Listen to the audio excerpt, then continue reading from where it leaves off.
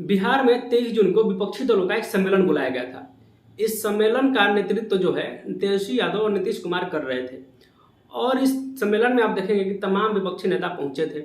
यहाँ पर आप देखेंगे कि ममता बनर्जी, अखिलेश यादव, राहुल गांधी, मल्लिकार्जुन खड़गे, सोनिया गांधी, ममता बनर्जी, यहाँ तक कि जम्मू कश्मीर से आने वाले पीडीपी नेता महबूबा मुफ्ती को भी यहाँ पर बुलाया गया था।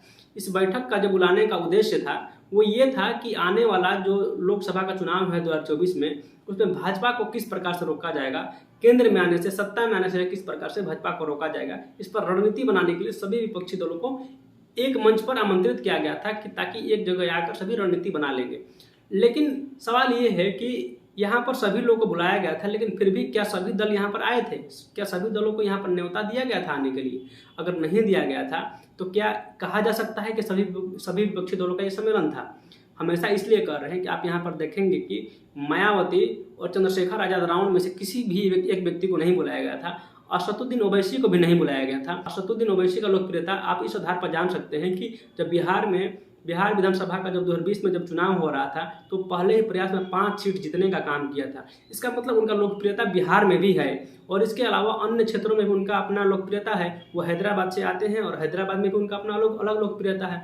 और दूसरी बात यह है कि मुस्लिमों का प्रतिनिधित्व करते हैं, तो कहीं ना कहीं मुस्लिम चेहरा उनको देखकर उनका कहीं ना कहीं उनको वोट देने का काम करता है, क्योंकि कोई भी व्यक्ति अपना समाज, अपना पार्टी को जिताने का काम करता है। इसी आधार पर आप देखेंगे कि दलित में किसी भी दलित पार्टी को यहाँ पर आमंत्रित नहीं किया गया था। इस सम्मेलन में दलित आधारित पार्टियों को आमंत्रित नहीं किया गया था। तो कहने का मतलब ये है कि जब आप उनको इस सम्मेलन में आमंत्रित नहीं कर रहे हैं और चुनाव में जब वो आपका मदद नहीं करेंगे तो आप ये कहेंगे कि वो भाजपा के साथ मिले हुए हैं।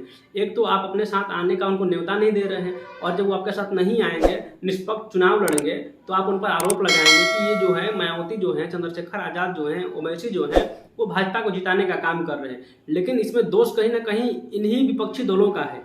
इन्हीं विपक्षी दलों में जिन लोग अभी इस सम्मेलन में आमंत्रित थे, उनमें से किसी न किसी को ये सवाल उठाना चाहिए था कि अगर इनको हम अपने साथ नहीं ले रहे हैं, अगर ये निष्पक्ष तरीका से चुनाव लड़ेंगे, किसी के साथ गठबंधन नहीं करेंगे और चुनाव लड़ेंगे, तो ये आप कहेंगे कि ये हमारा वोट को डैमेज कर दिए हैं और ये भाजपा को जिताने का काम कर रहे हैं। ये लोग गुनाहगार नहीं है। गुनाहगार ये लोग हैं जो विपक्षी दल सम्मेलन कर रहे हैं और उनको आमंत्रित नहीं कर रहे हैं। आप अपने साथ अगर किसी को नहीं लेंगे और वो अपना अलग राह जब बनाएगा तो आप कहेंगे कि अब वो आपको नुकसान पहुंचा रहा है, तो आप उसको न तो अपने साथ ले रहे हैं, न उसको आप आगे बढ़ने का मौका दे रहे हैं। असदुद्दीन ओवैसी पर भी यही आरोप लगता है। उसको गठबंधन में आप शामिल नहीं करते हैं, और जब शामिल नहीं होता है, अपना निष्पक्ष तरीका से चुनाव लड़ता है, और उसके चुनाव लड़ने की वजह से जो मुस्लिम लोग हैं उनको वोट दे देते हैं असदुद्दीन ओवैसी को, और यहाँ पर विपक्षी दल पार्टियां हार जाती हैं, तो कहते हैं कि जो ओवैसी हैं वो चुनाव लड़कर भाजपा को जीत पहुंचाने का फायदा, भाजपा को जिताने का काम किया है।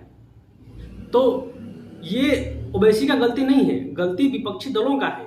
क्योंकि अगर आप उनके साथ गठबंधन करते, तालमेल बनाते हैं, तो वो जो अपना उनका जो वोट था वो आपको मिलता और आप जीत जाते हैं। लेकिन आप ये चाहते हैं कि जहां से आप चुनाव लड़े वहां से ओवैसी चुनाव नहीं लड़े और आप उनको लड़ने का मौका ही नहीं दे, वो अपना पार्टी जो है बंद कर दें, तो ये गलत बात है।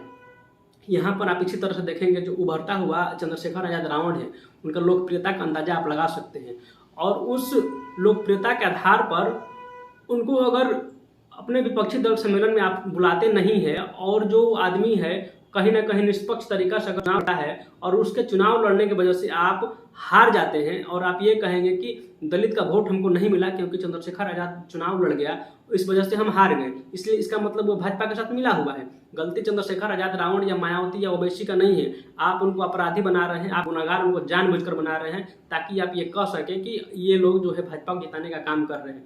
देखिए, तो बात क्या है कि जो ये बुलाया गया था सम्मेलन बिहार में नीतीश कुमार, तेजस्वी यादव के द्वारा, ये अपना जो राजनीतिक भविष्य है उसका भी तलाश कर रहे हैं। ऐसा हम इसलिए कर रहे हैं कि देखिए, अगर ओवैसी को इस सम्मेलन में अगर बुलाया जाता, जो विपक्षी दल का सम्मेलन था, अगर इसमें बुलाया जाता और ओवैसी यहाँ पर आ जाते हैं, इसका अर्थ ये था कि एक बार ओवैसी को बिहार में पैर जमाने का अगर मौका मिल जाता, तो अभी 5 सीट जीते हैं 2020 के विधानसभा चुनाव में, इससे कहीं बेहतर वो कर सकते हैं अगर वो गठबंधन में आ जाते हैं। तो ये लोग अपना भविष्य भी तलाश रहे हैं, जमीन भी अपना बचाने का प्रयास कर रहे हैं कि उनको अगर उस गठबंधन में ले लेंगे और लोकप्रियता अचानक से बढ़ जाएगा तो उनको पीछे करना मुश्किल हो जाएगा, और जो आरजेडी का जो समीकरण है, एमवाई समीकरण, वो टूट जाएगा। क्योंकि जब मुस्लिम का अपना एक नेता मिल जाएगा, ओवैसी मिल जाएंगे, तो वो क्यों आरजेडी को वोट देगा? तो ये चाहते हैं कि बिहार में मुस्लिम नेता पैदा नहीं हो। अगर पैदा हो जाएगा तो इनका वोट बैलेंस डैमेज हो जाएगा। ये अपना वोट बैलेंस बचाने के चक्कर में न तो यहाँ पर बिहार में मुस्लिम नेता पैदा होने देना चाहते हैं और नहीं दलित नेता पैदा होना चाहते हैं। ये ढोल पीटकर, छाती पीटकर ये बताना चाहते हैं कि जो बिहार में मुस्लिमों का नेता हम ही हैं और दलितों का नेता हम ही हैं, यादव का तो खैर हम ही हैं, ये बताना चाहते हैं। तो सवाल ये है कि देखिए, प्रतिभा किसी का दबाने से दबता नहीं है। चंद्रशेखर आजाद रावण हो या असदुद्दीन ओवैसी हो, उनका आप प्रतिभा दबा नहीं सकते हैं। आप प्रयास किए थे ये लोग कि जो अगर असदुद्दीन ओवैसी के साथ 2020 वाला विधानसभा चुनाव में अगर गठबंधन नहीं करेंगे तो ओवैसी हार जाएंगे, लेकिन परिणाम निकला उल्टा। पहले ही प्रयास में 5 सीट जीत गया। इसका मतलब ये है कि उसका लोकप्रियता बिहार में बढ़ता जा रहा है और इसका लोकप्रियता से आरजेडी ही घबराया हुआ है और जेडीयू भी घबराया हुआ, क्योंकि ये अभी तक ये बताते चले आ रहे हैं कि जो मुस्लिम है, मुस्लिमों का जो उद्धारकर्ता है वो हम ही हैं। हमको वोट देगा मुस्लिम तो ही हम उसका भला कर पाएंगे, ना तो भाजपा उसको खा जाएगी। भाजपा का नाम पर डरा डरा कर ये मुस्लिमों और दलितों का वोट लेने का काम कर रहे हैं। लेकिन जब दलित नेता और मुस्लिम नेता बिहार में आ रहे हैं, बिहार में चाहते हैं कि वो राजनीति करें, तो ये उनको गठबंधन में नहीं लेना चाहते, क्योंकि गठबंधन में ले लेंगे तो दलित नेता दलितों का वोट ले लेगा और मुस्लिम नेता मुस्लिमों का वोट ले लेगा।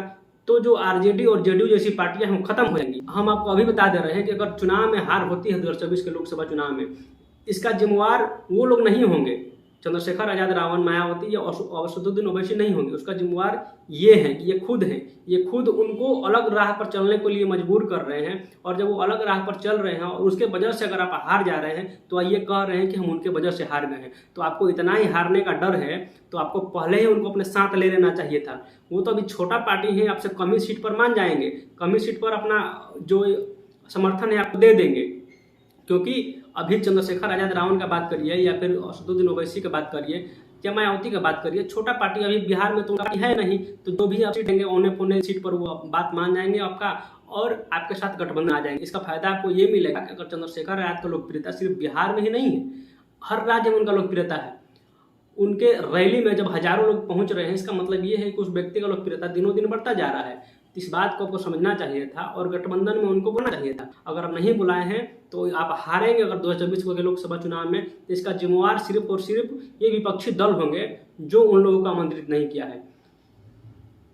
तो दोस्तों, इस वीडियो में बस इतना ही। बाकी आपको अच्छा लगा हो तो लाइक करिए, कमेंट करिए और शेयर करिए। धन्यवाद।